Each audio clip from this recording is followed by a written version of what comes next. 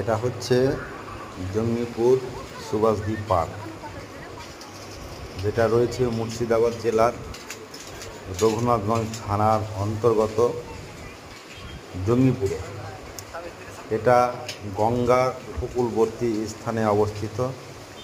এই পার্কটা মানে সুভাষদ্বীপটা একটা সময় এই দ্বীপটার চারিদিকে গঙ্গার জল সরবরাহ হতো, কিন্তু প্রাকৃতিক দুর্যোগ বা সংস্কারের অভাবে এখন সেই জলটা চারিদিকে যায় না, পলি পড়ে ভর্তি হয়ে গেছে।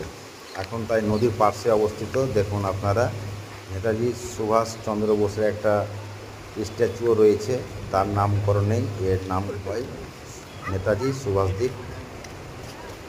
খুব সুন্দর, দেখুন ভিউটা দেখুন আপনারা, খুব সুন্দর। পারলে আপনারা ঘুরতে আসবেন, দারুণ লাগছে দেখতে, খুব ভালো।